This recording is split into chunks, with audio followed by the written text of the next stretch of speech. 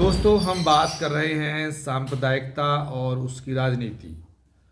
और हमने जो पिछले 2 खंडों में बात की वो ये बात की कि जो धर्म की राजनीति करते हैं असल में वो धर्म का नाम लेते हैं और राजनीति करते हैं सांप्रदायिकता की, अलगाव की, घृणा की। और इसको विस्तार देने के लिए वो उदाहरण ढूंढते हैं इतिहास में, और इतिहास के उदाहरणों को, इतिहास की लड़ाइयों को वो सांप्रदायिक बना के हमारे आपके सामने पेश करते हैं।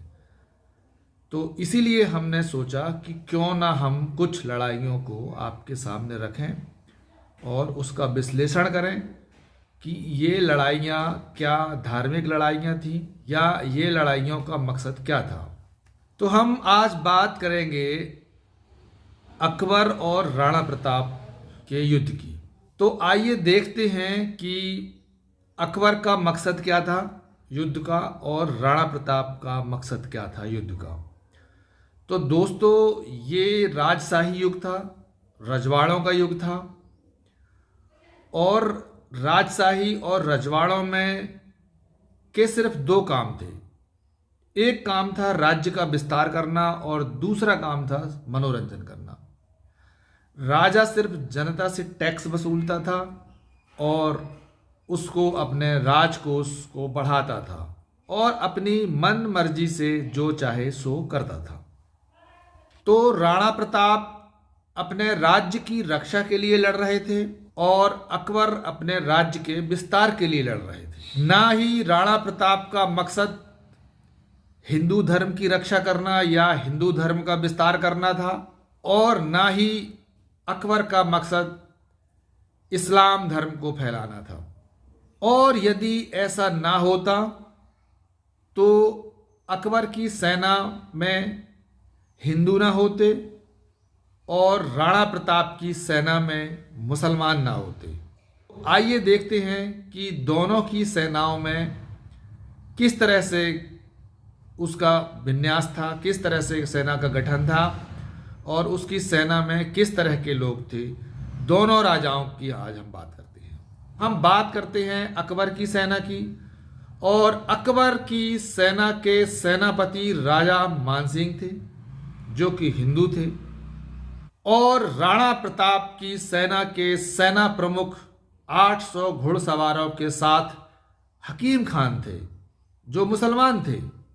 अब आप ही बताइए कि इस लड़ाई को अगर हम हिंदू और मुसलमानों की लड़ाई कहें तो ये इतिहास का मजाक होगा और इतिहास को मजाक की तरह बनाना होगा, और हम इतिहास को तोड़ मरोड़ कर पेश कर रहे हैं। इसका मतलब ये हुआ हम इतिहास के अगर ठीक कारणों को नहीं समझेंगे तो हम अपना भविष्य कैसे बना पाएंगे। इसलिए हमें इतिहास को ठीक से समझना बेहद ज़रूरी है।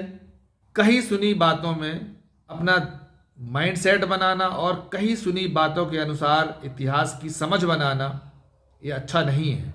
इसलिए ये लड़ाई हिंदू और मुसलमानों के बीच की लड़ाई नहीं थी, ये लड़ाई 2 राजाओं के बीच की लड़ाई थी, और दोनों तरफ की सेनाओं में हिंदू भी थे और मुसलमान भी थे। अकबर ने अपने कार्यकाल में हिंदुओं के लिए बहुत कुछ किया।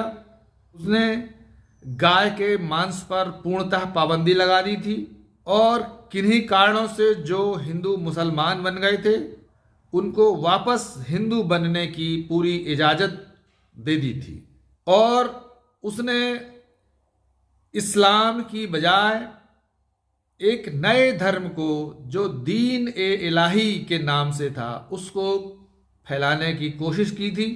अकबर ने अपने दरबार में 9 रत्नों को शामिल किया था। जो अच्छे किस्म के लोग थे समाज के, उनको उन्होंने दरबार में शामिल किया था, और उन 9 रत्नों में राजा बीरबल भी थे, तोड़रमल थे, तानसेन थे, राजा मानसिंह थे, और अकबर की सेना में राजा मानसिंह के पुत्र जगत सिंह जैसे लोग सेना में प्रमुख थे। अकबर ने अपने समय में संस्कृत के ग्रंथों का अरबी और फारसी में अनुवाद करवाया, और अकबर ने उस समय की हिंदी को भी खूब फैलाया और बढ़ाने का प्रयास किया। अकबर ने बीरबल को कविराज की उपाधि दे रखी थी। अकबर के दरबार में हिंदी कविता को बहुत महत्व दिया जाता था। अकबर के समय में ही तुलसीदास जैसे महान कवि पैदा हुए। अकबर के समय में ही नाभादास, सूरदास, केशव और नंददास जैसे मशहूर कवि अपनी कविता करने का पूरा अवसर मिला। गोपाल भट्ट नामक कवि को भी अकबर के दरबार में पूरा मान सम्मान और कविता करने का मौका मिलता था। जब अकबर के बेटे सलीम ने अकबर से विद्रोह किया, उस विद्रोह में हिंदू और मुसलमान दोनों शामिल थे सलीम के साथ में, जो बाद में जहांगीर के नाम से गद्दी पर बैठा। तो ये कहना कि अकबर मुसलमान था और ये कहना कि राणा प्रताप हिंदू थे, पूरी तरीके से इतिहास का मजाक उड़ाना है। एक और हम अकबर के ही समय की घटना का आपसे बयान करते हैं। अकबर के समय में ओरछा के सरदार वीर सिंह देव ने अबुल फजल को मार दिया था और जिस पर नाराज होकर अकबर ने वीर सिंह देव को मारने का फरमान जारी कर दिया था। तब अकबर के बेटे सलीम ने खुद वीर सिंह देव का साथ दिया और उसे बचा लिया था। और बाद में जब अकबर की मृत्यु के बाद सलीम, जो कि जहांगीर के नाम से था, गद्दी पर बैठा, तब उसने अपने दरबार में वीर सिंह देव को एक बहुत बड़ा ओहदेदार बनाया था। तो इस तरह से इतिहास को ठीक से समझना और ठीक से पढ़ना, और इसी से हमारा भाईचारा बनेगा। तो दोस्तों, कैसी लगी ये हमारा तीसरा खंड, आप कमेंट्स करके जरूर लिखिएगा और हम आगे मिलते हैं चौथे खंड पर।